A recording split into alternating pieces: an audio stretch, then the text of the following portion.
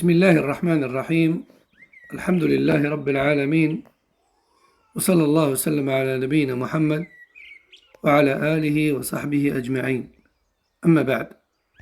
Dans ce numéro, ainsi que les suivants, nous allons parler de quelques conditions de validité de la prière de l'Jumu'ah.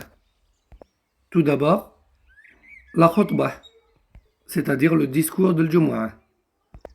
La khutbah est une condition de validité dans la prière de l'Jumu'ah. Et sans khutbah, la prière de l'Jumu'ah n'est pas valide, comme l'a stipulé l'imam al-Nawawi dans Al-Majmu'. Et tel est même l'avis des quatre écoles juridiques, al-Hanafiyya, al-Malikiyya, al-Shafi'iyya, al-Hanabila.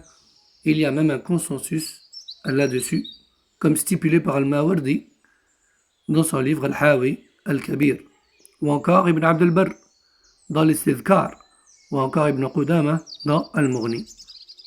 Donc, pas de prière de l'Jumu'ah sans khutbah.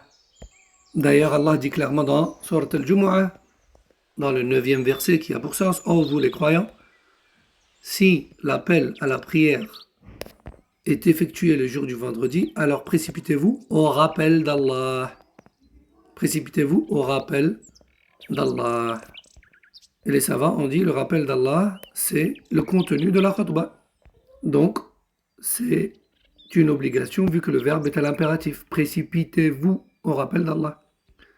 Et dans cette même sourate, 2 versets plus loin, Allah a blâmé ceux qui, justement, n'assistent pas à khutbat al-Jumu'ah en disant, ce qui a pour sens, lorsqu'ils voient un commerce ou un divertissement, ils s'y dispersent et te laissent debout.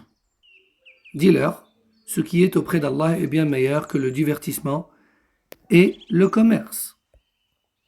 Allah les a donc blâmés pour leur délaissement du discours, et seul est blâmé à la base celui qui délaisse une obligation. Et cette argumentation a été stipulée par Ibn Abd al-Barr dans son livre Tamhid. Ensuite, il faut savoir que la khutbah doit absolument être composée de 2 parties, et tel est l'avis de la majorité parmi le Malikiyya, le Shafi'iyya ou le Hanabila, et c'est d'ailleurs l'avis de la majorité des savants, comme stipulé par l'imam al-Nawawi dans son Sharh de Sahih Muslim. D'ailleurs, il est clairement rapporté, d'après Jabir ibn Samurah, qu'Allah l'agrée, que le messager d'Allah sallallahu alayhi wa sallam faisait un discours debout, puis il s'asseyait, puis il se relevait pour en faire un deuxième. Rapporté par Muslim. Et le minimum de la khutbah, c'est ce que l'on pourrait appeler un discours. Il n'y a pas de temps précis, légiféré, mais dès lors où l'on peut considérer cela comme une prise de parole et un discours, alors c'est une khutbah. Et tel est l'avis de Malikiyya et de Daoud al-Zahiri, et même d'Abu Yusuf et Muhammad ibn al-Hassan parmi les Hanafiyya. Ensuite, question. Est-ce une condition de validité à ce que la khutbah soit en langue arabe? Les savants ont divergé sur cela. Premier avis, oui, c'est une condition de validité à ce que la khutbah soit en arabe. Et tel est l'avis de la majorité parmi les Malikiyya, le Shafi'iyya, le Hanabila, et même certains Ahnaf comme Abu Yusuf et Muhammad ibn al-Hassan. Et leur dalil, c'est la parole du prophète sallam: priez comme vous m'avez vu prier. Ils disent également que vu que la khutbah doit servir de dhikr, le dhikr doit absolument être en arabe, alors la khutbah doit être en arabe. Cependant, le deuxième avis, qui est d'ailleurs le plus prépondérant, wallahu a'lam, dit que la langue arabe n'est pas une condition de validité de la khutbah, mis à part bien sûr l'introduction telle que khutbat al-haja ou encore les formules de dhikr qui y sont contenues et qu'il est meilleur de garder en arabe. Tel est l'avis de l'Hanafiyya. C'est également le verdict qui a été prononcé par le collectif de la jurisprudence islamique concernant les rites islamiques dans les pays non arabes. Et tel est l'avis sélectionné par Ibn Uthaymin, rahimahullah, comme stipulé dans son Majmu' al-Fatawa. Et c'est l'avis aussi qui a été prononcé par al-Lajna ad-Da'ima à l'époque de Cheikh Ben Baz, rahimahullah ta'ala. Et parmi leurs preuves, il y a la parole d'Allah tabarak wa ta'ala dans Surat Ibrahim, verset 4, qui a pour sens: nous n'avons envoyé de messager qu'avec la langue de son peuple, afin qu'il leur soit le plus explicite possible. Également, il n'y a aucune preuve claire sur le fait que la langue arabe est une condition de validité dans la khutbah.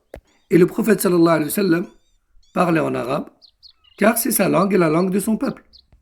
De plus, la langue et les mots qui la composent dans la khutbah, en dehors du dhikr, ne sont pas des mots de culte en soi. Elles servent à du culte lorsqu'elles sont utilisées dans la khutbah, mais ce ne sont pas un moyen de culte en soi à la base. De la même manière que les mots en dehors du dhikr utilisés dans la khutbah en arabe sont des mots que l'on utilise en dehors également. Dit autrement, c'est une manière de parler comme une autre. Donc le choix de la langue n'est pas forcément une condition de validité de la khutbah. Ensuite, l'une des conditions de validité de Salat al-Jumu'ah réside dans le fait de faire la khutbah avant la salat et non pas le contraire. Et tel est l'avis des 4 imams, Hanafiya, Malikiyya, Shafi'iyya, Hanabila. Il y a même un consensus là-dessus, comme stipulé par Al-Shirbini dans Mughni al-Muhtaj. Allah Jalla wa Ala dit dans Surat al-Jumu'ah, verset 10 qui a pour sens: dès que la salat est accomplie, alors dispersez-vous sur terre. Ça veut dire que la khutbah a eu lieu avant. De plus, c'est ainsi que le prophète sallallahu alayhi wa sallam a fait, et il a lui-même dit: priez comme vous m'avez vu, priez. De plus, il faut savoir que la khutbah a été légiférée avant la prière, afin que les gens puissent atteindre la prière parmi les retardataires, comme stipulé par Burhan al-Din ibn Muflih dans son livre Al-Mubdi' ou encore Al-Ramli dans son livre Nihayat al-Muhtaj. Ceci concernait donc la condition de la khutbah dans Al-Jumu'ah, et on verra dans les numéros suivants, Inch'Allah, d'autres points qui font partie ou pas des conditions de validité de Al-Jumu'ah. هذا والله أعلم وصلى الله وسلم على نبينا محمد وعلى آله وصحبه. السلام عليكم ورحمة الله وبركاته.